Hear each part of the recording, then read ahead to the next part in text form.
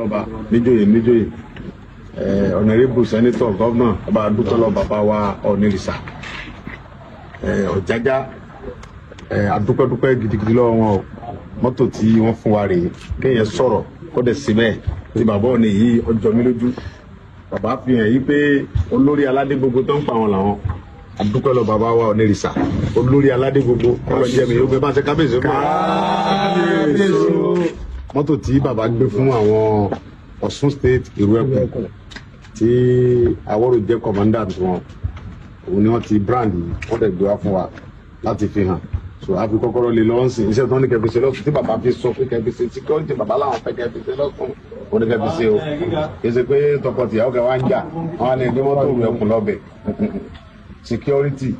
ẹ ṣàbò fáwọn aráàlú ní ti lọ sóko kó lọ sóko lálàáfíà àwọn tó ń jiyàn gbé ẹ wá wọn wọnú gbó mọ́tò tó ṣe wọgbó ilé ọ̀sán tó ṣe wọgbó ẹ wọgbó tí wọn ẹ bá wọn pò ó kọlọ́njẹ́ bàbá wa Ọ̀nì ogun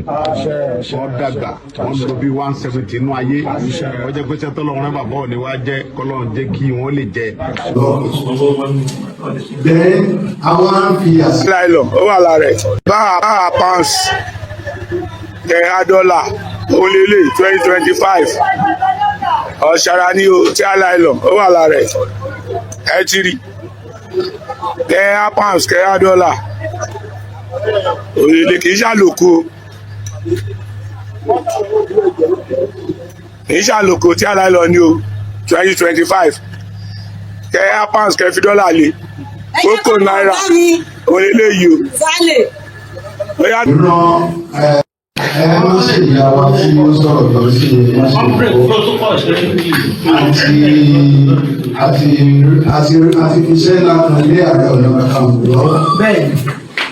pé kí wọ́n jọ wọ́n sì torí Ọlọ́run gbogbo àwọn ọmọ pátá tí bá ń bínú wọ́n bá bẹ̀tù sí wọn lọ́rùn. Bẹ́ẹ̀ àwọn á fi àsìkò rán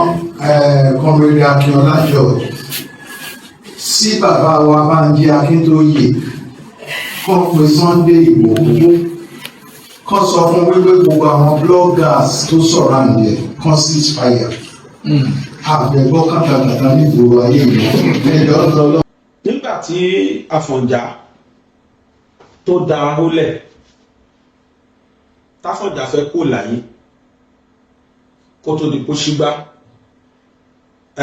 kó tó di bá ahólẹ̀ ọba ahólẹ̀ kó tó kó láyé kó yọ ahólẹ̀ tó ṣígbá ahólẹ̀ lọ sí Òkè Pépélé nílùú Ọ̀yọ́ ó gégùn mẹ́rin kan fún Yorùbá bóyá mẹ́rin àbí mẹ́ta ègún àkọ́kọ́ ni pé gbogbo ẹni tó bá ṣe Yorùbá lóore Yorùbá máa fi bí ṣú gbogbo anybody tó bá kù kó máa ṣe Yorùbá lóore Yorùbá máa fi bí ṣú ó tún gégùn kan pé gbogbo ìran Yorùbá pátá ẹ máa ṣẹrú ni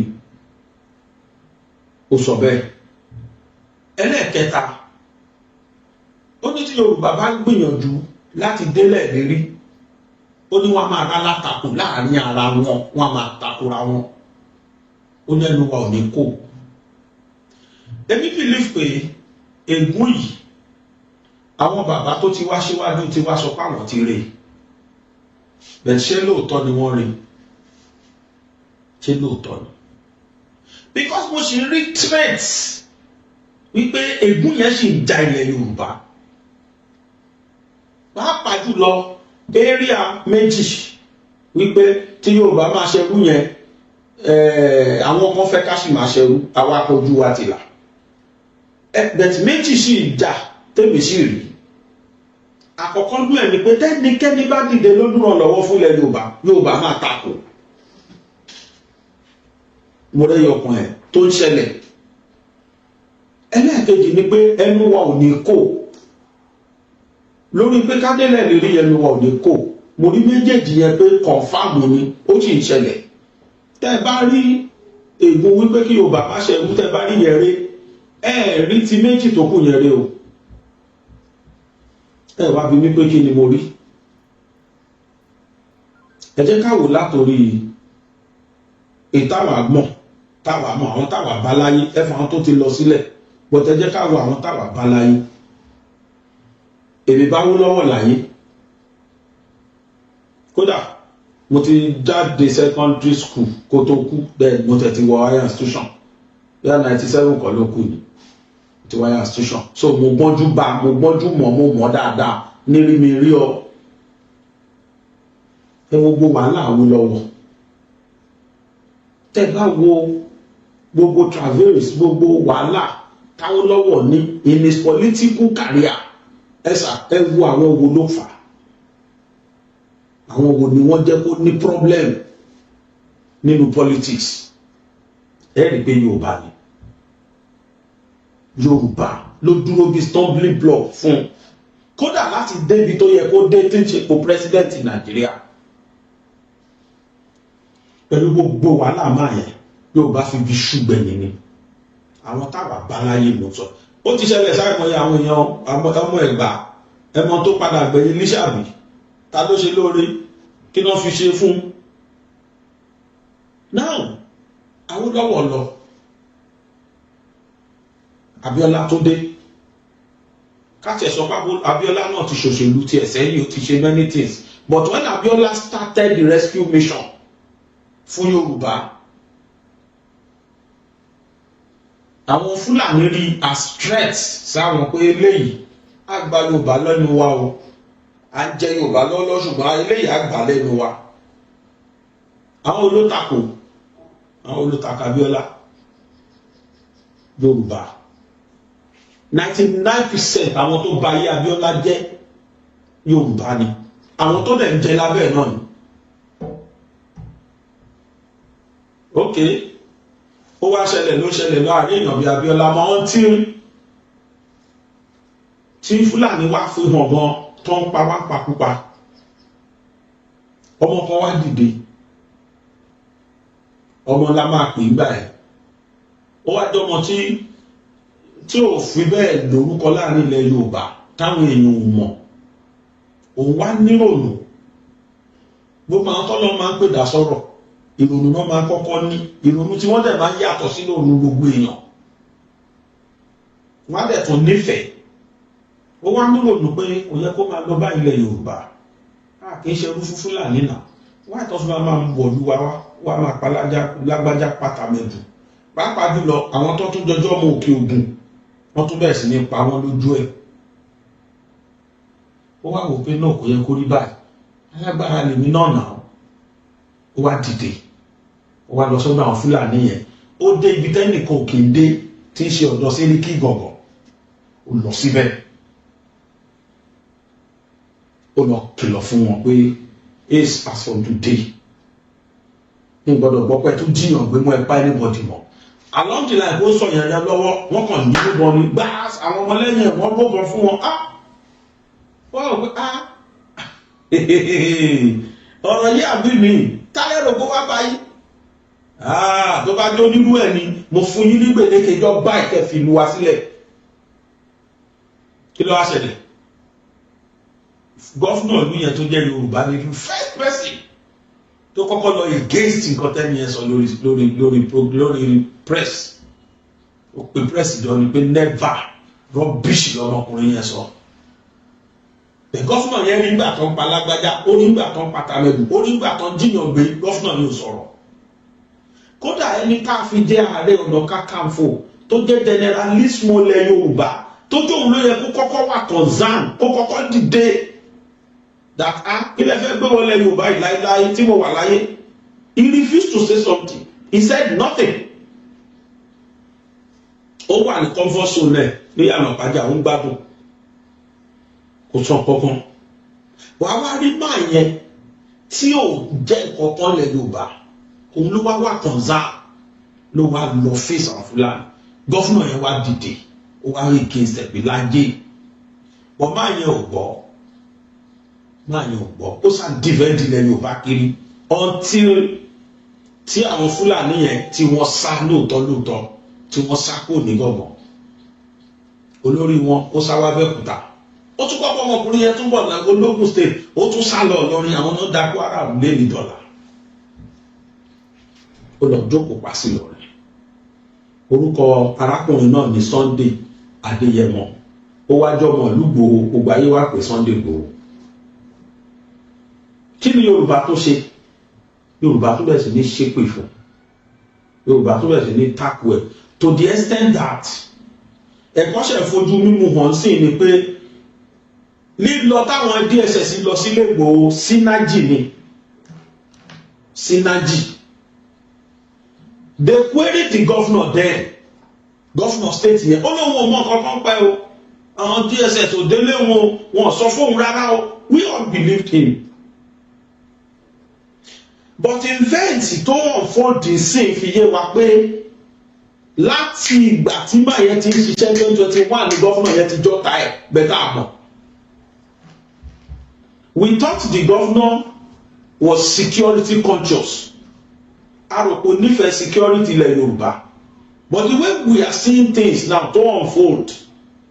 ó ti fi hàn mí, ó fi hàn èmi wípé most likely, allegedly, the governor might know much nípa bọ́n ṣe lọ invade ilé Ìgbòho. Because nǹkan tó dẹ̀ ṣẹlẹ̀ sí táàní sìn, ó ń fi hàn mí pé synergetic power ni wọ́n lò lórí Sunday Igboho gbà ẹ̀. Because mo rí sìn wípé gọ́fúnà yẹn àti Gani Adams pàdé báyìí ni wọ́n. Mi ìdè alert lórí Gani, mo fi gbogbo ẹnu sọ pé Gani mọ̀ ń pa bó ṣe lọ invade ilé Ìgbòho. Wọ́n ti sọ nǹkan mẹ́ta tá a fi mọ̀ pọ́n mọ̀ ń pa ẹ̀. Dáúdà Mr. Bora Mr. Caro White ó jáde síta ó wá sọ pé 35 péré làwọn DSS tó lọ l'Igboho. How do you know the exact number of àwọn tó lọ l'Igboho? Báwo ló ṣe mọ the exact number? Báwo ló ṣe mọ ibi tó ń dúró sí? Ó sọ gbogbo wọn ṣe dúró ibi tó ń gbà Ìgbòho wá ń parọ́ ó gbójú ó bá fẹ́ǹsì sá lọ. He was there. The man proving to us that he was among those that invaded Igboho's house. Ọmọọṣẹ́ Gani Adams dẹni. As soon as tí wọ́n rí pé Igboho lọ, wọn ò rí mọ́ ní àwọn ọmọ Gani Adams ti fọ́n síta. So who they understand bí kí ló ń ṣe wọ́n? Àǹjú wọn ò ṣe wí lẹ́jọ́, ìjà lára ò tán bọ̀rọ̀. Before the advent, before the coming of Igboho, Gani Adams nìkan ni Yorùbá rí as jagunjagun fúnlẹ̀ Yorùbá. Bó ṣe wù ló ṣe ń darí àwa Yorùbá, bó ṣe wù ló ṣe ń darí àwọn ọba wa. Èyí tó ń pè ní orúkọ wà ní àwọn ọba wa pàápàá, tó ń pè ní orúkọ wà ní àwọn ọba wa. A kàn fi kábíyèsí sí i lágbájá. Bàbá kan lọ́dọ̀ ìyá ìpẹ́, bàbá yẹn sọ fún mo gbọ́ lẹ́gbẹ̀ẹ́ bàbá yẹn pé Gani Adams tí orí yẹn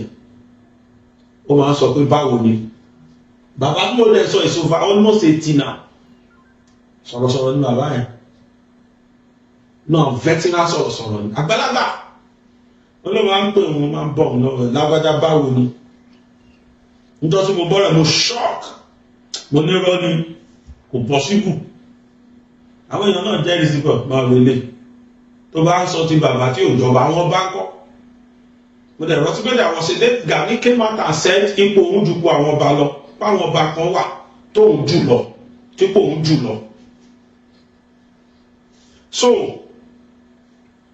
bó ṣe wù ló ṣe darí ilẹ̀ Yorùbá ń gbà ẹ̀. But when Igboho came now, he now saw Igboho as rival. Because ó rí pé gbogbo Yorùbá ti ń yà sẹ́yìn Igboho, ẹni ebi ń pa, ṣé bẹ́ẹ̀ ni bá gbóúnjẹ wá la máa tẹ̀lé. Ìyà ń jẹlẹ̀ Yorùbá, ààrẹ tó máa gbìjà wa, amọ̀pá ní ààrẹ láàrin wa lóòótọ́, bẹ́ẹ̀ tí ààrẹ tá ní ààrẹ àgọ́ Aríkúyẹrí ni. Number 1, ààrẹ tí ò rẹ́dì láti gbèjà wa ni. Number 2, pàtí láti rí ààrẹ káàkiri. Number 3, ààrẹ tá tó wá ní tó jàre olóṣèlú tó jẹ́ number 1 stark follower PDP ni confam. Gbogbo ìgbà yẹn Goodluck Jonathan ló ń tẹ̀lé. Kódà tó dé sẹ́dà Goodluck fún kọ́ńtíráàtì 3 billion naira nígbà náà. Nígbà tó ló níyì gan. So Yorùbá wà ní choice than ẹni tó jàjàdì tàbí pé lè ó rẹ́dì fún wa fúlì Yorùbá sáré tẹ̀lé. Ìjà wá dé, ìbínú dé, bẹ́ẹ̀ táwọn ò mọ̀. Ìfúnnìbọn fúnra ò mọ̀. Igboho was acknowledging him as bàbá mi. He thought they were together. Èèyàn kan jáde láìpẹ́ yìí nínú àwọn tí wọ́n mọ àwọn méjèèjì dáadáa tó súnmọ́ wọn. Ẹni yẹn ní pé ṣe kó rí ló kó Igboho yọ pé tí Gani bá sọ pé rán lòun pa kó wá jáde síta kó wá fèsì òun tàbí kó sún òun sí court òun á fún ní proof. Wípé ìjọ tí Igboho lọ sọ́dọ̀ ẹ̀ òun ló sẹ́ẹ̀tì àwọn DSS ló fún wọn lọ́wọ́ ló fún wọn ní dátà àbí tí Igboho máa gbà náà fi lọ ká Igboho mọ́ Gúdú Màrájì tán fi fẹ́ gbé nígbà ẹ̀ káwọn boys tó tẹ̀lé Igboho tó yarí láyé Buhari. Number 1. Number 2 máa yẹn sọ pé kì í ṣe pé dẹ̀ ṣe òun pé confam ní tóun àdẹ́gbọ́ kí Gani dáhùn láti jọ ẹ̀. Ó ní confam tóun tó fẹ́ sọ ni pé nígbà tí Igboho wá padà tó débẹ̀ tó dọ́dọ̀ Gani fi nǹkan sórí ó fóògùn sórí síìtì Igboho but orí ọmọ kọ́ mọ yọ. Àwọn ọmọ gbogbo gbà yẹn pé inú bí Gani bí Igboho ṣe ṣe. Now Igboho wá dé níbi láti ibi tán ràn lọ tọ́lọ́run ò pa sọ́run. Wọ́n mọ̀ pé Igboho máa survive storm yẹn. R. Kelly only the storm is over now. Storm yẹn wá over. Igboho came back home. He came back not coming back alone. He even came back as an hero. Because as soon as tó dé, ó fi ìmoore hàn sí kábíyèsí tó bá rìnrìn kan lè filẹ̀ àti president tó release ẹ̀. Ó wá ṣe yẹsà. Aṣọ ní tó fẹ́ gbà. Àwọn ọmọ Yorùbá kan ṣépè fún àwa sọ pé ẹ ṣe sùúrù. Igboho ò ní dédé ṣe tó ń ṣe ó ní tó fẹ́ gbà. Tó ní lóòótọ́ later Igboho announce security ilẹ̀ Yorùbá o African mo bá ṣe máa mójútó. Ìtò ṣe tẹ́lẹ̀ was not official. Ó wá fẹ́ officialize it this time around. Òkùnkùn wá dá security outfit sílẹ̀. Ó wá ṣe yẹsà until wọ́n bá approve ẹ̀. Ìlú Ẹkùn. As soon as tó dárúkọ ìlú Ẹkùn báyìí, alára bí tó wò pé bọ̀bọ́ ìtún dé bígálì lọ́nà míì ọ̀nà kò mí ló tún pààyàn. Nínú ìwé Aláwìyé nígbà kan primary school, wọ́n ń kí ọba Ládìgbòlù. Nínú oríkì Ládìgbòlù tó kí sínú ìwé Aláwìyé ni pé ẹni tá a pété pèrò pé ká sọwọ́ rẹ̀ délẹ̀ tó jẹ́ pípele ló tún ń pele sí. Oríkì tó fit Igboho nìyẹn. Igboho came out from another angle entirely. Ó yọ láti ibi tó ti rò tí Gani Adams ò ní solution sí. Gọ́fúnà ìlú yẹn ó wá dúró pé ṣé wọ ò ní rọ́nà lọ máa tápù ẹ̀ tán ni. Me I thought initially that torí pé Igboho ti support Tinubu àṣebẹ́ẹ̀kọ́ àṣùní tán rò. Wọ́n jí àwọn ọmọ gbé ní state yẹn. Igboho sọ fún gọ́fúnà ẹ pé mo láwọn ọmọ ogun àwọn ìlú Ẹkùn wà ń bẹ ẹ jẹ́ ká wọnú gbó lọ ká lọ fish wọn out. Gọ́fúnà ní láéláé ní òun ránṣẹ́. A mọ̀ pé ìròmì tó ń jó lórí omi a mọ̀ pé egun tó ń jó lórí omi ìròmì ẹ̀ wà lábẹ́ odò onílù ẹ̀ ṣé ìròmì tó ń jó lórí omi ni onílù ẹ̀ wà sálẹ̀ bí Yorùbá yẹn máa sọ nìyẹn. A mọ̀ pé onílù ẹ̀ wà sálẹ̀. A mọ̀ pátì gọ́fúnà Mákindé àti Gani Adams a mọ̀ pọ́jọ́ ń ṣe pọ̀ ni. Gọ́fúnà Mákindé was carrying out the bid of Gani Adams. Èmi ò fura mi mọ̀. But àṣehàn tó ṣe ìfihàn wa pé yes. Káwa Yorùbá fúnra wa ní brain olùwé sọ fún wa. Sótú ìgbà tó bá pa wá tán nílẹ̀ Yorùbá ó ní wá kó pé ni. So nǹkan tí Igboho ń ṣe yẹn sì ó ti di ọ̀tá àwọn kan pẹ̀lú nǹkan tó ń ṣe káàkiri yẹn. Ṣé a lè rí ọmọ Yorùbá kan tó máa dìde wá against Igboho pẹ̀lú gbogbo aláwọn ọkùnrin yẹn láì gbà kọ́bọ̀ lọ́wọ́ ẹnikẹ́ni àwọn tó ń fún lówó fún out of love. Ìgbà kan tó wá fẹ́ bà gbogbo ọ̀rọ̀ jẹ́ gan-an Aláàfin fún ìlú Ẹkùn lówó púpọ̀ wà ní ogbó pé Igboho gba 1 million káwọn ọmọ ẹ fi jẹun. Nǹkan tálàfin yẹn ṣe ó fi hàn pé Aláàfin endorse ìlú Ẹkùn. Ìgbòho dúpẹ́. Wọ́n wá fẹ́ tún launch ìlú ẹkùn lọ́ṣọ́ state. Ọọ̀ni bá kúkú ba gbogbo ẹ̀jẹ̀ pátápátá, Ọọ̀ni bá fọ́ lójú. Àkọ́kọ́ Ọọ̀ni accept, Ọọ̀ni endorse, Ọọ̀ni tó pe gbogbo ládéládé lóyè àti gbogbo alágbára ilẹ̀ Yorùbá pé ẹ̀dá ń tẹ́ bá níjọ fọmọkùnrin òun gbọgbọ́n ni olórí ológun táwa mọ̀. Ọọ̀ni ló bá kú fọ́ gbogbo ọ̀rọ̀ lójú. Ọọ̀ni ò tún wá ṣe bẹ́ẹ̀ nìkan. Ọọ̀ni bá ní sọ́ọ́rí wọ ọmọ yìí o, irú ẹkùn ẹ tó dálẹ̀ yẹn máa ràn ẹ́ lọ́wọ́, á gbé agbára fún mi ilẹ̀ Yorùbá, fọkànbalẹ̀, á gbé fún ọ. Tí generalissimo wà ń bẹ̀. Àwọn ẹni yóò recognize ẹ as olórí ológun because he doesn't want it, he doesn't behave as gbogbo nǹkan tó yẹ kó dáńtọ̀ fún Gani Adams ká ló ti dé help wa. Oníkálukú bẹ̀rẹ̀ sí ní recognize Ìgbòho sí ìjà ìlara bẹ̀rẹ̀.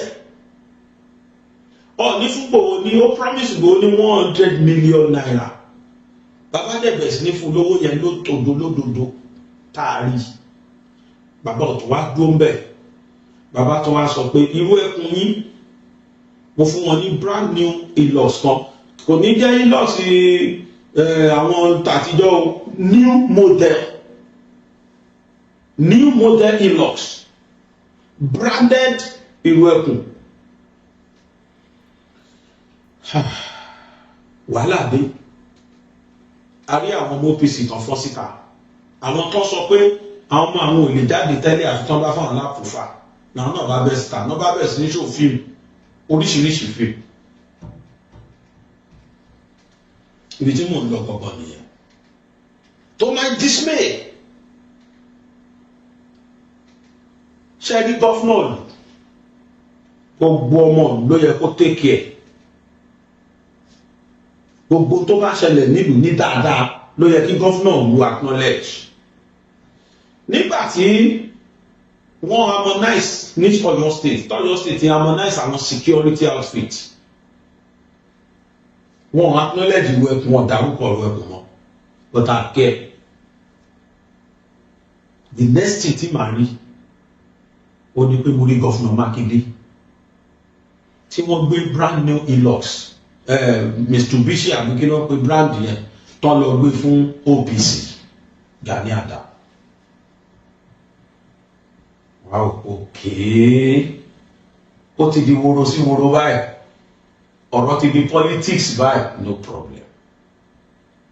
But me, I don't against any governor giving any individual or any society acknowledging them or giving them any gift. It's not a big thing. Wọ́n ṣe ra mọ́tò fún Àmọ̀tẹ́kùn. So tó bá sọ pé OPC làwọn acknowledge, no problem. But what I'm saying is that forming faction láàrin àwa Yorùbá is not all go well with us. Because of the faction. Àwọn bá support àwọn kan, governor fi hàn wá kó support àwọn kan ló dá yẹn. I think if the governor called Igboho now, kan fún Igboho náà ní Hilux, kan fún OPC ní Hilux, a normal governor ṣe la máa fún ní thumbs up pé ó ti encourage àwọn méjèèjì ẹjọ́ lọ ṣiṣẹ́. I acknowledge the méjèèjì the security ilẹ̀ Yorùbá. But reverse is the case. Some people might be asking me pé right wo lè Ọọ̀ni ní láti fún Ìgbòho nìkan ní láti fún Ìwẹ̀kùn nìkan ní Hilux kan wá fún OPC. Yes, I will answer. A normal and sane leader,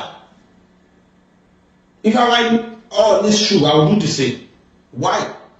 Because Ìgbòho làwọn arí tó ń wọgbó tó ń wọbí tó ń sàkọ síbí tó ń sá lọ sọ́run. And he needs to be encouraged to do more for us. Ẹwà àmọ́tọ́kọ́ ní Ògbómọ̀ṣọ́ yẹn, we either take it or we leave it. Ìgbòho he committed 20%. He contributed 20% of bó ṣe tètè rá àwọn yẹn gbà. Ìgbòho contributed 20%. I stand to be corrected. Tẹ́ bá súnmọ́ àwọn agbófinró wa dáadáa, wọ́n á ṣàlàyé fún yín tú tí Ìgbòho pa. wíwọ inú gbogbo yẹn wọ́n á sọ fún yín kan tó bí template yẹn dẹ̀ ni wọ́n lò dọ́là ní security wa kẹ́tọ́ gbọ́kàn gbà àwọn èèyàn sìn freshly o wọ́n gbà àwọn èèyàn sìn tó bá fi tọ́sẹ̀ kan tó bá fi tọ́jọ́ mẹ́ta wọ́n gbà wọ́n lẹ̀ nísìn presently tó bá jẹ́ group wọ́n tún lọ lu kan wọ́n lọ bì kan lọ school kan lọ gbé àwọn ọmọ o kó tó tó dọ́kẹ́ta ń sìn ọmọ release wọn wọ́n máa gbà wọ́n àwọn Fúlàní ẹ̀dẹ̀ ló máa fọwọ́ ara wọn release wọn because they make it so difficult fáwọn ará bsc láti bá láwọn gba ọ̀pọ̀ gọ́ọ̀mẹ̀ntì ò san wọ́n gbogbo ẹnu ni mo fi sọ gọ́ọ̀mẹ̀ntì ò san $1 pé ìgbéyàwó Fúlàní ẹ̀ mọ́ láyé Buhari ó ní millions bí tí Nàìjíríà lose lórí pé wọ́n san ransom fún Fúlàní and that is why tí wọ́n gbalẹ̀ tó báyìí so gọ́ọ̀nà wa ẹ ṣe déédéé ẹ pé ìlú ẹkùn náà ìlú ẹkùn is part of the security tó wà ní state yín ni wọ́n ti jiyàn gbé tí ìlú ẹkùn wọnú igbó lọ ààrẹ OPC kò wọnú igbó OPC tó ń dákun wọn ni bí wọn nídìí ilọ̀sì àwọn nídìí Mitsubishi yín o bọ̀ fún yín láti ṣe déédéé as a governor of the state ẹ ní láti lọ ra ilọ̀sì ìlú ẹkùn náà fún ẹkùn. And then there is no any rationale behind you buying anything out of OPC. OPC has done nothing for Yoruba land. Presently, tọ́ba láwọn ti ṣe tẹ́lẹ̀, mi ò mọ tán ṣe tẹ́lẹ̀ bẹ́ẹ̀ wọ́n ń kílèmù pé àwọn ti jìyà rí fúnlẹ̀ Yorùbá. Àwọn tó ń jẹ́ fún mọ́ra wọn, ìdí tó ń dẹ̀ fi jẹ́ mọ́ra wọn. Bẹ́ẹ̀ gbogbo ọmọ Yorùbá ló mọ ìdí tí Ìgbòho lọ fi jìyà tó lọ jẹ láti 2021 tó fi ṣe release ẹ̀ 2025. Gbogbo ọmọ Yorùbá mọ reason tó fi lọ. It was crystal clear. Number one nìyẹn. Ẹ wo mọ́tò méjèèjì síra wọn. Kẹ́ ẹ gbọ́ nǹkan tí àwọn ọmọ, ẹ gbọ́ nǹkan tí Ìgbòho sọ, ẹ gbọ́ nǹkan tí àwọn ọmọ Gani sọ. Gọ́fúnà tí náà kó 100 million kẹ́ kó fún Gani. Ẹ kó 100 million fún Gani ó sì kó 100 million kẹ́ fóun náà. Torí ẹ tó fún Ìgbòho ní mọ́tò. Ìgbòho gbọ́gbọ́ náà fún ìwé ẹkùn náà fún ẹ tó fún ìwé ẹkùn mọ́tò 100 million ní USLA sà ẹ ṣe o kẹ́ bá wa fún Mr. Gani náà ní 100 million ìgbà yẹn lọ́rọ̀ ẹ̀ṣẹ̀ ló ṣe balance. Bọ̀ àwọn ọmọ kí ni Gani fẹ́ fi mọ́tò yẹn ṣe àtowó tó bá fún. Bóyá náà máa bọ́ stancing because he has always been telling us pé Ààrẹ Ọ̀nà Kakanfò tòun ò lè wọgbó wọn dáhùn kóun wọnú gbó. Dẹ́nu owó lè wọ́ ní aṣọ àfagbádá wọ́n dárúkọ látàyé àwọn Ààrẹ Ọ̀nà Kakanfò tó ti ń wa gbádá ẹsẹ̀ Lakíntọ́lá wọ́n látàyé ẹsẹ̀ Lakíntọ́lá Ààrẹ Ọ̀nà máa ń wa gbádá ni so mi wà mọ̀ bóyá láyé ẹsẹ̀ Lakíntọ́lá ẹ̀ bóyá ogun ṣẹlẹ̀ báyìí bóyá ọjọ́ ọmọ Yorùbá gbé báyìí ní tí mo mọ̀ ni pé tí civil unrest bá wà láàrin àwọn ọmọ Yorùbá síra wa ni. So I see no reason why Akíntọ́lá fẹ́ jà. But eléyìí it is Yorùbá versus ìran míì tó yẹ káàrí Ọ̀nà Kakanfò bẹ́ẹ̀ wulẹ̀ kó bá pẹ̀rẹ̀ wọ̀ pé lójú ayé mi láéláé bẹ̀tù wọ́n ní rárá. Wọ́n ní ààrẹ tàwọn òun wọgbó. Ààrẹ tàwọn tí wọn kì í wáṣọ ogun. Agbádá àwọn laṣọ ogun àwọn. Pàtílẹ̀ làwọn náà dá wọn fún káwọn máa lọ. Àwọn òkè ń lọ ja ogun. Àwọn ọmọ ogun pọ̀ lẹ̀ àwọn ará àwọn ọmọ ogun ọ̀hún àfàwọn tó ń ṣòfin àfàwọn tó wà létí ilé tó ń gbébọn ẹ̀rí bàbá àwọn ọmọ Gani àti tó kókù bá ń sọ̀rùn tó kó ṣe ń lè sọ̀rùn tó dá wáyé o ààrẹ ní kí bá bí ti jáde ààrẹ rí ìsìn ààrẹ tí àwọn ọmọ Gani lélẹ̀ àwọn ń jágun pẹ̀lú ṣéèdì àti bàtà àwọn tá a rí nìyẹn ara àwọn ọmọ kódà àìmọye la rí tán kàn fọ́nbù ti gọ́fúnà nìyẹn kí ní kan wá bà mí nínú jẹ́ tí mo rí ok bá play àwọn mọ́tò méjèèjì bá play. gbogbo ẹ̀yin ọmọ Yorùbá káàkiri àgbáyé gbogbo ẹ̀yin bàbá wa lọ́balọ́ba níjòyè ọ̀nàrẹ́bù sẹ́nitọ̀ gọ́fúnà ọba adúpẹ́lọ́ bàbá wa ọ̀nìrìsà ọ̀jájá adúpẹ́dúpẹ́ gidigidi lọ́wọ́ wọn o mọ́tò tí wọ́n fún wa rèé kéèyàn sọ̀rọ̀ kó dẹ̀ sí bẹ́ẹ̀ tí bàbá òní yìí ọjọ́ mi lójú bàbá fi hàn yí pé olórí aládé gbogbo tó ń pa àwọn làwọn adúpẹ́ lọ bàbá wa onírìṣà olórí aládé gbogbo kọ́lọ́ jẹ́ mi yóò gbé bá ṣe kábíyèsí ó mọ́tò tí bàbá gbé fún àwọn Ọ̀ṣun state ìrú ẹkùn tí Awórò jẹ́ commandant wọn òun ni wọ́n ti brand wọ́n dẹ̀ gbé wá fún wa láti fi hàn so a fi kọ́kọ́rọ́ lé lọ́wọ́ sí iṣẹ́ tó ní kẹfì ṣe lọ́sùn tí bàbá fi sọ pé kẹfì ṣe security bàbá làwọn fẹ́ kẹfì ṣe lọ́sùn ó ní kẹfì ṣe o kì í ṣe pé tọkọtìyàwó kẹ wá ń jà wọn á ní ẹjọ́ mọ́tò ìrú ẹkùn lọ́bẹ̀ security ẹ ṣàbò fáwọn aráàlú ní ti lọ sóko kó lọ sóko lálàáfíà àwọn tó ń jiyàn gbé ẹ wá wọn wọnú gbó mọ́tò tó ṣe wọgbó ilé ọ̀sán tó ṣe wọgbó ẹ wọgbó tí wọn ẹ bá wọn pò ó kọlọ́njẹ́ bàbá wa ò ní ogun wọ́n dàgbà wọ́n lò bí 170 inú ayé wọ́n jẹ́ pé sẹ́tọ́ lọ́wọ́ bàbá ò ní wá jẹ́ kọlọ́njẹ́ kí wọ́n lè jẹ́ àfi bàbá wa Olúbàdàn ẹ bá ń ṣe kábíyèsí bàbá wa Olúgbọ́n ti orílẹ̀ gbọ́n bàbá wa Àwùjalẹ̀ bàbá Aláké bàbá wa Ajérò Ajérò ti Èkìtì Olúkòtì ti ìlú Èkìtì Oníkòyí Òsímọ̀wé gbogbo ọba kábíyèsí bàbá wa Ọlọ́wọ̀ àfi gbogbo ọba pátápátá orílẹ̀ kẹta gbogbo ọba tí ń bẹ nílẹ̀ Yorùbá bàbá wa Aláàfin Ọ̀fọ̀yọ́ wọ́n dúpẹ́ lọ bàbá wa Onírìṣà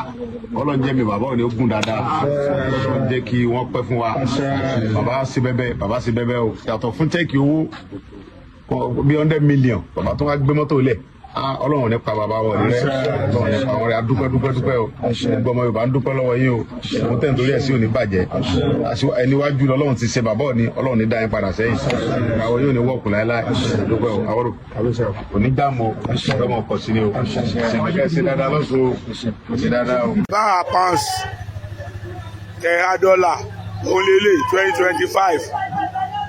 ọ̀ṣàrà ni o tí a láì lọ ó wà lára ẹ̀ ti rí £10 $10 òyìnlẹ̀ kìí ṣàlòkù tí aláìlọ ní o 2025 £10 $10 lè kókò náírà òyìnlẹ̀ yìí o ó yàtọ̀ sálòkù ẹ ti rí. kí ló bà mí nínú jẹ́ ni pé ní last week bàbá kan tó jẹ́ ààrẹ fún àwọn ìṣọ̀kan Oòduà wọ́n jáde wọ́n ní kí Ìgbòho kó sọ fún àwọn ajá ẹ̀ tó kó síta wọ́n yé máa sọ̀rọ̀ sí Gani mọ́ kìnnìkan kí Ìgbòho náà rántí kó ṣe àwọn èèyàn gan nílẹ̀ Yorùbá kó rántí kó ṣe àwọn èèyàn kan ìwé tí bàbá yẹn fi sọ̀rọ̀ a ní pé bàbá yẹn sọ ní sọyí trend a dẹ̀ sọ fún bàbá pé kì í ṣe Ìgbòho nìkan lẹ máa sọ fún o ẹ sọ fún Gani àwọn ajá ẹ̀ náà tó bọ́sítà lẹ́nà àríbi tí Ìgbòho ti bá Gani jà Gani láríbi tó ti bá Ìgbòho jà àṣé àwọn lárí àti ìrègùn tó máa dismay mo kàn rí àwọn kan lénìí àná ni mo ti rí fídíò yẹn tí wọ́n jẹ́ àgbààgbà ìṣọ̀kan Yorùbá lóòótọ́ Gani jókòó tí wọ́n lẹ́gbẹ̀ẹ́ báyìí wọ́n wá sọ pé àwọn ti gbéṣẹ́ ńlá fún Gani kódà bàbá ibi tán dàgbà dé bàbá tó ń sọ̀rọ̀ ibi tán dàgbà dé o wọ́n á ti wọ 90 bí wọ́n ṣe wò torí gbogbo bí wọ́n ṣe mú máìkì dání máìkì yẹn ń gbọ̀n ẹnìkan láti bá wọn mú máìkì yẹn dání ni ní ìmọ̀ program tí wọ́n wà but gbogbo wọn yẹn ìṣọ̀kan Oòduà ni wọ́n yẹn wò wọ́n yẹn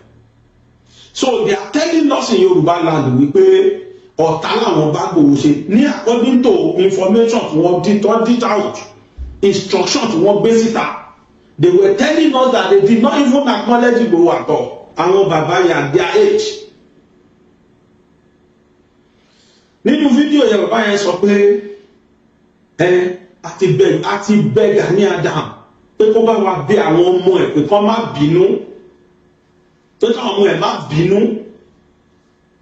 gbogbo táwọn ọmọ Ìgbòho ṣe sí káwọn ọmọ ẹ̀ má bínú kí Gani náà má bínú àwa fàsìkò yìí sọ pé kí kinní kan dárúkọ tọ̀hún kó pe bàbá Bánjí Akíntóyè pé kí bàbá Bánjí Akíntóyè pé Sunday Ìgbòho kó kọ́ṣọ̀n rẹ̀ kọ́ má sọ̀rọ̀ sí Gani Adams mọ́ kọ́ dẹ̀ sọ fún gbogbo àwọn tọ́ọ̀gì ẹ̀ tó kó síta àwọn ajá ẹ̀ tó kó síta àwọn bloggers ẹ̀ kọ́ yé sọ̀rọ̀ sí àgbọ̀dọ̀gbọ̀ jágàjàgà tó ń sọ mọ́ kọ́ yé sọ̀rọ̀ sí Gani Adams mọ́ àwọn bàbá àgbàlagbà yẹn tẹ́ bá tiẹ̀ fẹ́ Ìgbòho bẹ́ẹ̀ni bọ́dì jà mí gbọ́dọ̀ sọ pé tẹ́ bá fẹ́ parí ìjà kò síjà lọ́kàn lọ́dọ̀ ṣáìdì Ìgbòho kò síjà kankan èsì táwọn ọmọ Gani ń ṣe làwọn ọmọ Ìgbòho ń fún Gani. They started it kọ́kọ́ release Ìgbòho rárá lẹ́tí àtàkì arákùnrin yẹn tó bá ti wọlé wá báyìí tó yọ wọlé Dáúdà Mọ́kọ́lì tó bọ́ síta first tó bẹ̀ sí ní àtàkì Ìgbòho orí ó ti yẹ wọlé fẹnu ẹ̀yin lẹ́bẹ̀rẹ̀ fẹnu mú géètì fẹnu gba nation fẹnu já wáyà ẹ̀yin lẹ́kọ́ pé Ìgbòho bẹ́ẹ̀ ẹ tún pè ní Sunday ehoro àwọn bàbá àgbàlagbà kan jókòó yẹn wọn ọ̀gbọ́n gbà yẹn they were not alive then. Ìgbòho ni wọ́n sọ de ehoro Sunday Ìgbòho ẹ̀sọ́ di Sunday ehoro ọmọ ọlọ́mọ ò sọ̀rọ̀ it doesn't answer you people kò ní ti yín rò tẹ́lọ̀ tó torí kodò ń tó rán lóṣọ́ nǹkan tó pọ̀ ló ń gbé báwo ni sọ̀kọ́ọ̀sì máa balẹ̀ Nàìjíríà ilẹ̀ Yorùbá kò ráyè gbogbo jágàjàgà tẹ́yìn ṣe yẹn ẹ̀yin ní jẹ́ lọ sí wà lára yín fact you people show it to the extent that gbogbo ayé mọ̀ pé trade wà lára yín gbogbo ayé mọ̀ pé jẹ́ lọ sí wà lára yín ẹ ṣe débẹ̀ àti Dáúdà àtònígbò mọ̀ngbò park gbogbo yín tó débẹ̀ àtàwọn míì náà tẹ́bi òtí ẹ̀ rírí kódà mi mọ̀ pọ̀ tó bẹ́ẹ̀ àtẹnimọ̀ ọ̀rọ̀ sọ àtẹni tí ò mọ̀ ọ̀rọ̀ sọ àtẹnitágbọ̀n ẹ̀dá àtẹnitágbọ̀n òdà gbogbo yín lẹ̀ bọ́sítà tẹ́pẹ́tẹ́pẹ́ dẹ́ni kì í ṣe pé ọ̀tàrí ọ̀rọ̀ tẹ́pẹ́tẹ́pẹ́ lẹ́ṣẹ́ atọ́kùnrin àtobìnrin lẹ́nu bọ́sítà wá ṣe pé fúnra yín láì ṣe gbòó and it doesn't talk it doesn't answer you people ó lọ program kan láìpẹ́ yìí ó tún acknowledge Ìbà Gani ó tún pè ní Ìbà Gani Adams Ààrẹ Ọ̀nà Kakanfò wọ́n interview ẹ̀ láìpẹ́ yìí pé kí ló rí sí ààrẹ tí ààrẹ ó lẹ́nu tó tọ́ sóyè ni wọ́n gbé fún. Can you imagine that? Ó lẹ́nu tó yè tọ́ sí lójoyè ní táìmù yìí pé bàbá náà ni ààrẹ Gani Adams náà láàrẹ yẹ onáàmọ̀ ló yẹ kán gbé síbẹ̀. That is it. Máa yẹn ń lo ìfẹ́ sí everybody ẹ̀yin ń lo hatred sí. Àwọn bàbá kan mi ní bú wọn o mi kì í bú àgbàlagbà but at their age ó yẹ káwọn ọmọ wọn kọ́ṣọ́ wọn. Bàbá mi show of shame lẹ lọ put up kò tọ́ sí yín ojú àwọn bàbá ìṣojú wọn fọ́ wọn ríran àbí tí wọ́n di wọn ọ̀gbọ́ràn wọn ń gbọ́ kankan káwọn ọmọ Gani ṣe ní àwọn ọmọ Gani ló bẹ̀rẹ̀ ọ̀rọ̀ yìí àwọn gangan náà dálẹ̀ tó bá pé kọ́ ní Ìgbòho ṣe ń bá tiẹ̀ lọ yẹn kọ́ má gbọ́ star kọ́ má sọ kankan kọ́ má dá sí kẹ́sà fílẹ̀ kó má ṣe wọ́n sọ ọ̀rọ̀ yẹn débi pé kí ló ń gbé máyì àgbàlá kí ló ń pe bàbá yìí náà máa pásítọ̀ tó máa fọ́ nìyẹn máa yẹn sọ pé ṣe nígbòho ṣò fíìmù Ìgbòho irú fíìmù yẹn la fẹ́ kó máa ṣò lọ kí ló ń pe máa tó fọ́ nìyẹn Ọba Solomon máa yẹn jáde kó sáà kì í ṣe blọ́gà Ìgbòho kò ṣe sọ̀rọ̀sọ̀rọ̀ lórí Ìgbòho ìyẹn náà jáde ó fún wọn lésì because it was crystal clear it is crystal clear that jealousy ló wà láàrin àwọn àti láàrin àwọn OPC wọn jowú Ìgbòho but Yorùbá acknowledge gbogbo wa mọ̀ pé ẹni tó ṣe ń tẹ̀lé tó ń gbèjálẹ̀ Yorùbá òyìnbó gbogbo wa mọ̀ bẹ́ẹ̀ ló fi múnú mi di advocator fún staunch love tí mo ní fún ìfẹ́ tó ní sílẹ̀ Yorùbá ni Ọlọ́run dẹ̀ máa ń nífẹ̀ẹ́ ni tó bá nífẹ̀ẹ́ ẹ̀rùn ẹ̀ that's why I love you ẹ tó lọ nífẹ̀ẹ́ méjì màmá kórìíra láyé ẹ lè fi ṣe nǹkan kó máa borí ni torí pé ohun tó ń ṣe yẹn tó lọ nífẹ̀ẹ́ sí ni kòkòrò lásán nínú Quran kòkòrò ló pe àwọn ọmọ àwọn ọ̀ràn ẹ kúrò ẹ bọ́ sínú kòtò ọlọ́dẹ̀ fún ní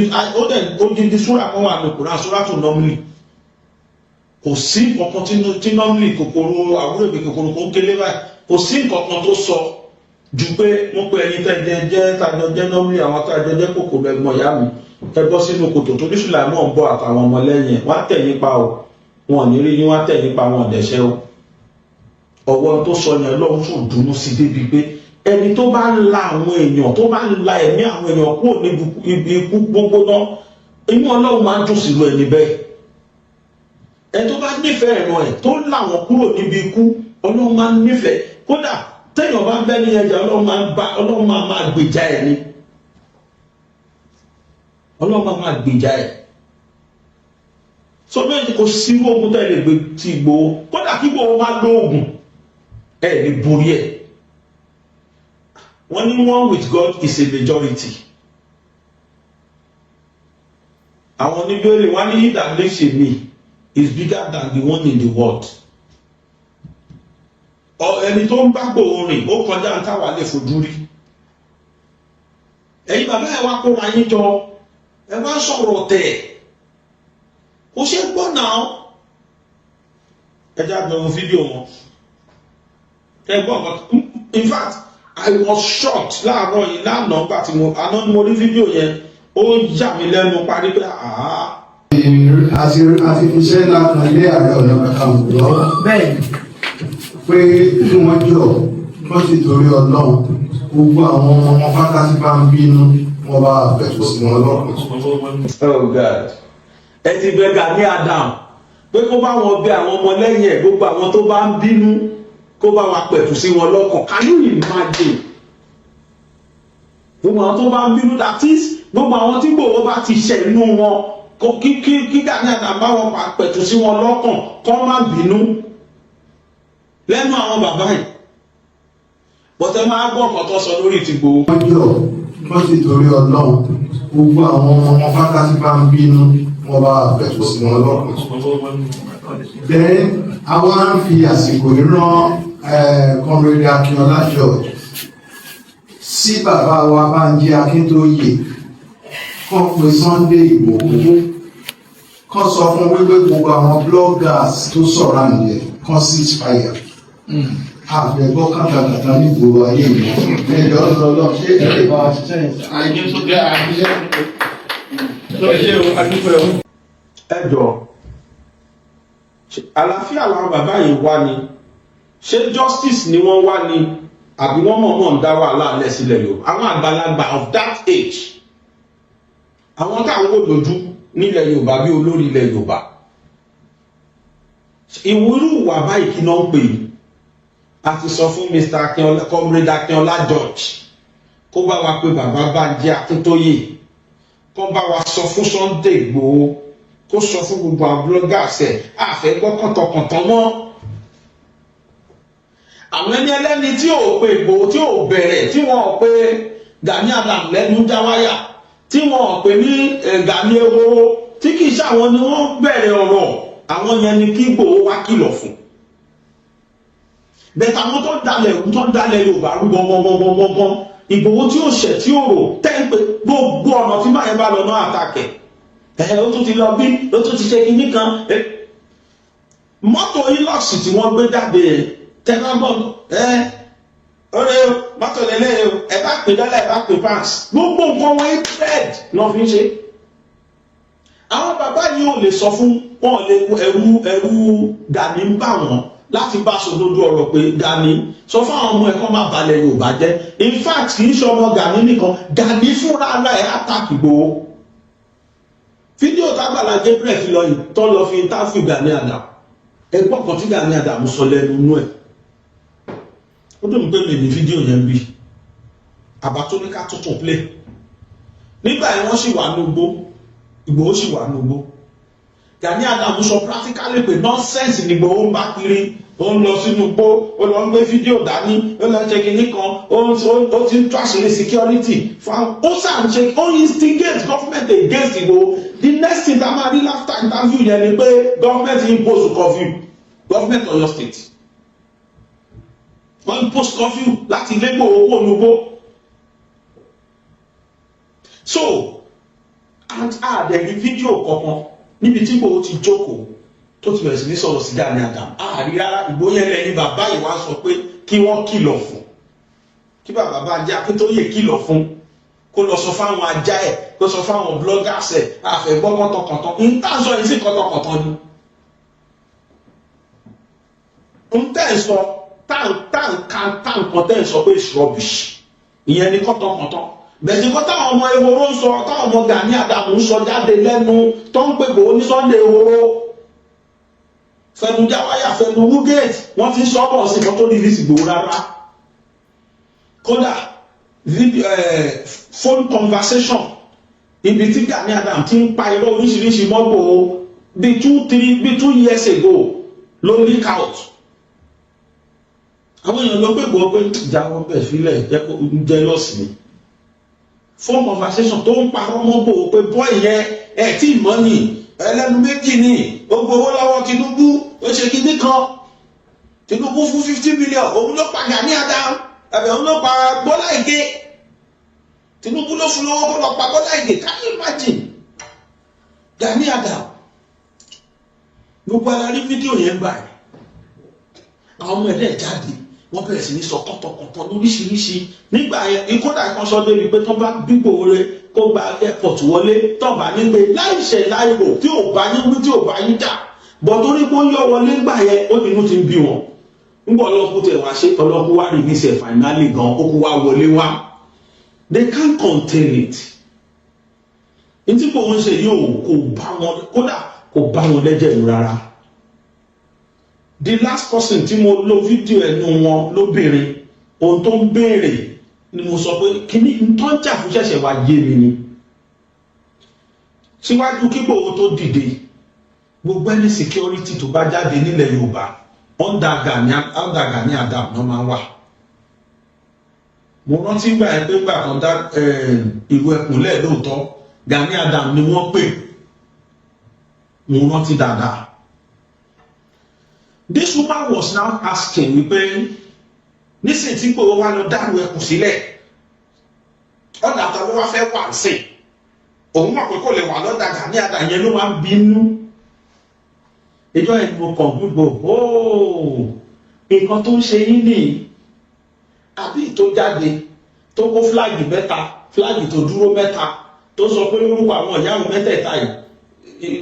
ọmọ òun láìṣe Ìgbòho ó máa kú ni ó máa kúkú gbóná ni ìyá kìíní kan lè ìyá kìíní làwọn fúláàgì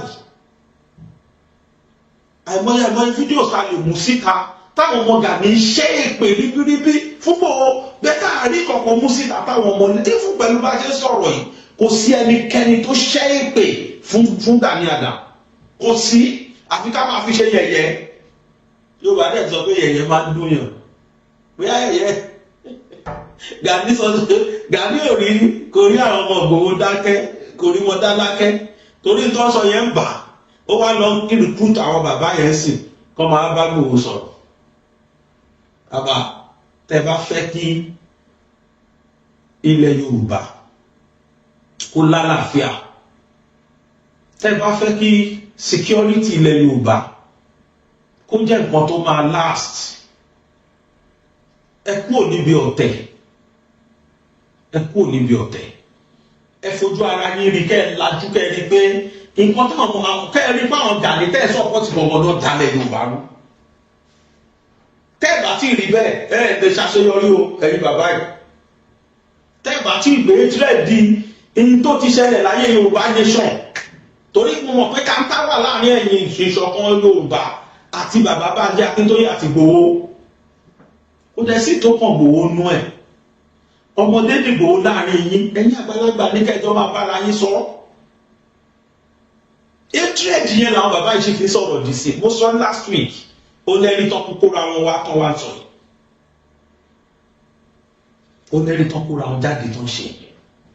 akudu ìlú máa jẹ ẹ̀yin ti bẹ Gani Adams àti gbéṣẹ́ yẹn lé lọ́wọ́ àti fún àtẹ̀dọ̀ kó jọ kó bá wa bẹ́ẹ̀ àwọn ọmọlẹ́yìn ẹ̀ kan má bínú bẹ̀t kan kìlọ̀ fún Ìgbòho ẹ̀yin bàbá yìí tó wá fún yóò ṣe sọ tó dágbà ìbí náà lágbà ní ẹ̀dẹ̀ bímọ ó yẹ káwọn ọmọ yìí kan sọ fún bàbá ẹ má lọ dojútì ìdojútì ni wà kẹwù yìí ìwà dojútì ìwà ẹni tó ń dalẹ̀ Yorùbá rú ẹ ti ń ṣe bọ̀ tẹ́lẹ̀ ẹ tún wá tuntun ṣe ń sìn ẹ̀yin náà ni gbogbo effort ẹ̀yin náà lè truncate ẹ̀ báyìí ẹ̀yin náà ẹ bá bàbá Adé Akíntóyè jàdánwò bàbá oníbàbá òkú sọ̀rọ̀ nígbà Dúpẹ́ láyé bàbá ẹ̀ bàbá tún bẹ Dúpẹ́ ni ọmọ mi yé jọ má bínú jẹ́ ká jọ ṣe pọ̀ wọ́n jọ má bínú because nǹkan tó wà lórí ẹ̀mí bàbá Bánjí àti Ìgbòho kò ní pé báwo nílẹ̀ Yorùbá ṣe máa wà liberated. They are not fighting for superiority. No. They are ní pé gbogbo ẹ̀yin tẹ́ẹ̀kúra yín lọ bí olórí. Superiority complex ó ń bá gbogbo yín jà. You want to win superiority over everybody. Ìyẹn ló bá gbogbo yín jà. And we don't have time for that. Nǹkan tó ṣe wá lẹ́nu Yorùbá ju gbogbo jágàjàgà tẹ̀ ṣe yìí lọ. Gbogbo ẹ̀ ju gbogbo nonsense tẹ̀ ṣe yìí lọ. Kò sí ìtọ́ka wa pẹ̀lú ìtọ́ka wa tá a ti dúpẹ́ fọlọ́ ni pé the two first class obas, the two paramount ruler lẹ Yorùbá, àwọn ọba méjèèjì tá a mọ̀ wọ́n acknowledge Ìgbòho, wọ́n acknowledge ìwé ẹ̀kọ́ sọ́wọ́ tẹ̀sí. Kò sí tó bá ń kó ṣẹlẹ̀ lẹ́yìn ọ̀rọ̀ òfútù fẹ́ tẹ àṣà àti onìkan omi ẹ̀kọ́ ní àgbà ló ṣẹlẹ̀ gbà mí because Ọlọ́run ẹlẹ́dàá ó ti rẹ́dì láti ṣe tó yẹ kó ṣe nílẹ̀ Yorùbá fún wa, and that is freedom from all these Fulanis. àwọn eléyìí ò mọ anybody ẹ̀rí bá dúpẹ́ fọlọ́run níjọ́ òun tó ti gbọ́ kọ́ gbé ọ̀kan ní kọ́ lọ gba 500 million 300 mọ yẹn tó ti do ní gbèsè ẹ̀rí pé gbígbó èèyàn yẹn láti 100% ó dínkù sí 20 káàtì ẹ̀ náà bẹ́ẹ̀ anybody sìn wọ́n ń yọ́jẹ̀ sìn ni àwọn Fúlàní yẹn yọ́jẹ̀ ní sìn ni kódà gbogbo lẹ́nu Yorùbá fídíò mi ti máa tún ṣe lẹ́yìn eléyìí máa fi hàn wá irú tó táwọn mílítírì wa pa àwọn Fúlàní yẹn dẹ̀ lọ kóra wa wọ́n gbé pẹ̀lú gbogbo nǹkan ọjà ogun wọn tó ní wọ́n rò pé final battle la fẹ́ lọ jà ẹ́ wọ́n wá lọ sí mílítírì headquarter wọ́n fẹ́ gbà wọ́n fẹ́ gbà mílítírì headquarter wa Nàìjíríà they now went there wọ́n wá gbé ogun dé wọn dọ́pẹ́ sí ní tró for one good hour ni wọ́n fi jọ yìnbọn síra wọn unfortunately for them ṣe ẹni téèyàn bá ní ìjọba tó rẹ́dì téèyàn bá ní ìjọba tó rẹ́dì àṣeyọrí máa bá lu yẹn ni ẹ̀yin náà wo bíjọba ìṣèjọba wa reduce menace àwọn apààyàn yìí at least to the barest minimum tó bá jẹ́ àwọn ìjọba previous government káníbàwọn náà ṣe ń ṣeré ni bóyá by now bàbá ti gbàgbé nǹkan tó jẹ́ ìsọjẹ́ go to Burkina Faso mo máa so like ma site bẹ̀rẹ̀ as example there is nothing like insurgents anymore in their country tó bá ṣe yọdún nìyẹn fún wọn jẹ́ in tó yẹ kí gọ́fìmẹ̀ntì máa ṣe nìyẹn àsìkò yìí náà ni gọ́fìmẹ̀ntì encourage gbogbo àwọn local security tá a dálẹ̀ ẹbí oníkálukú wọn léèrè ṣé tí wọ́n ti ní kó dùn báyìí rí oríṣiríṣi ìjọba yẹn ló ń ṣe ń sìn pẹ̀lú wọn irú encouragement yẹn ló wà fún wọn àríbi tí Gani Adams ti jáde tó ti sọ pé òun ò kí ń ṣọ̀rẹ́ gọ́fìmẹ̀ntì tó wà ń bẹ̀ yìí o oníkejì wa Sunday Igboho fúlẹ́gẹ́ tó ṣe ìtorí pé gọ́fìmẹ̀ntì support ẹ ní kí ni tiẹ̀ láti máa mẹ́ leave this man alone let him be ṣé tiẹ̀ fortunately òkúti náà tó support ẹ gọ́fìnà kan ti wà lẹ́yìn ìyẹn náà tó náà wọ́n ra mọ́tò fún gbogbo wọ́n ra mọ́tò fún yín náà ẹ̀ sì sókè bóyá 1 billion nọ́mbà fún wọ́n sì á kò 100 million so be it ẹ jẹ́ kó ní kálukú ṣe tiẹ̀ a ti rí i pé parallel line ẹ̀ méjì ẹ̀ lè dọ́jẹ́ pọ̀ láyé you can never meet gbogbo ẹni bá jagun lẹ́nu ló máa ní ẹ jẹ́ káwọn méjèèjì kan parí ìjà ẹni tó ń ṣe lára àbí yóò bá gbogbo wa kódà yóò bá acknowledge pé àjùmọ̀ ṣe wí lẹ́jọ́ ìjà lára kì í tán bọ̀rọ̀ kò lè tán ní kí Odùduwà kó padà wá sáyé kó pe Sunday Igboho kó pe Gani Adams ó yẹ bọ́ra yín lọ́wọ́ mo fọlọ́ búra inú Gani ò ní dùn sí Odùduwà kó padà wá sáyé kó wá pe Sunday Igboho kó pe Gani Adams pé bóyá ẹjọ́ ṣe pọ̀ wà láì wọn níjọ́ ṣe pọ̀ ìdí ni pé Sunday ò bàjà alára wa ń bá Sunday jà kí dẹ̀ ló fà ó rí Sunday àṣẹ tó gbóhùn ti superiority president tí Sunday kò sí tó kàn pẹ̀lú kó fẹ́ dolú lórí ìbò kò you don't have time for that. èyí tó kàn ni pé ẹ ṣàjọ kílẹ̀ Yorùbá free freedom yẹn ló kàn. And then the way tí Yorùbá fi acknowledge ẹ̀ tó fi so mọ́ anywhere àti student tí o àti artisans o àti ordinary citizens kò sẹ́ni tí o acknowledge Ìgbòho mọ́ sí because ó ti wá yé wá sí wípé máa yí èyí tó ń ṣe èyí tó yẹ ká acknowledge èyí tó yẹ ká encourage ẹ̀ ó gbégbá legal way sí is doing everything legally now. So what else? If you are telling us that wọ́n bá pa wá tán èyí tó kàn wọ́n ni pé kán fún wọlé àṣẹ látòkè. Ṣé bí gọ́fúnà tó ra mọ́tò fún ìṣòro wà náà tó kọ lẹ́tà sí? Kí ló dé tí gọ́fúnà yóò àpúrúfù lẹ́tà? Ó ṣe díẹ̀ ẹ̀sìn láṣẹ wà rí mọ́tò tó ń jáde.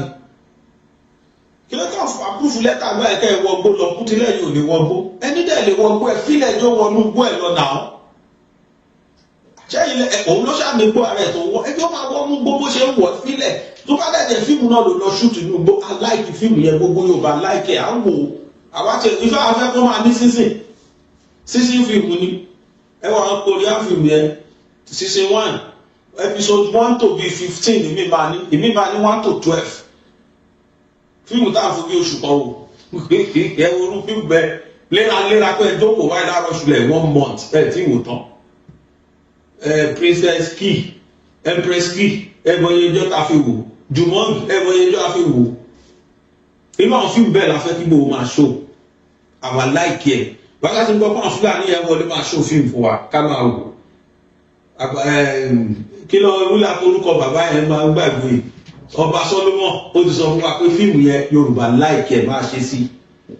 Rẹ̀kẹ́ yìí náà ẹ ṣe ti yín ẹ̀yin náà bọ́sítà ẹ̀ ṣe fíìmù yín kí ẹ̀. A ní pẹ́ ti sọ di woro sí woro lẹ̀ Yorùbá but ẹnikẹ́ni lóyún tó bá wà gba àbọ̀dé fún Yorùbá o torí pé nìkan fẹ́ jẹ olórí ó fẹ́ win pẹ̀lú ògo Ọlọ́run adájọ́ fún o ẹni bá ka ilẹ̀ Yorùbá nù yín wàláhì Ọlọ́run á mú o Ọlọ́run á bínú sí bínú Ọlọ́run ò ní kó lórí ẹ̀ o orí gbogbo ọmọdé gbogbo àgbàlẹ̀ Yorùbá pátá orí àmú o bẹ́nikẹ́ni bá tó gbàbọ̀dé fúnlẹ̀ Yorùbá nù yín sìn tẹ́ẹ̀tún lọ sẹ́tọ̀ kú wèrè kan pẹ̀lú ògbọ́n náà wọ́n á mọ́nítọ̀ ní tí mo mọ̀ nìyẹn ìtẹ́ ti ṣe kọjá ti lọ bó dẹ̀dẹ̀ gbọ́ òun náà ló padà compromise lòun náà yí padà ọlọ́run á mú tó bá dẹ̀ jẹ́ ìgbà ní náà ni ìbínú ọlọ́run ò ní jìnnà sí yín ẹ fi wálẹ̀ nílẹ̀ Yorùbá ẹ máa oníkálukú yín kó play game tiẹ̀ oníkálukú bá jẹ́ fíìmù náà ni ẹ máa show fíìmù yẹn gbogbo wa láìkẹ́ wọ́n jẹ́ pàtí náà ìfẹ́ máa lọ ok ẹ máa lọ ẹ má fi pàtí ti yín àtàkì ẹni tó wọnú gbó ẹ fi wálẹ̀ ètí mo fẹ́ gbogbo Yorùbá mọ̀ ni pé tẹ́ bá ṣe pé bẹ́ẹ̀ ẹ jẹ́ kó jọ ṣe kan ìrọ́lẹ̀ ń pa wà láì kò lè pọ̀ sí àníwò sọsẹ́ kí Oòduà àtàwọn méjì gbàgbọ́ nú ẹ̀ kó dé kó jáde wá báyìí ó yẹ méjì ẹjọ́ ṣe pọ̀ kò lè pọ̀ síbú.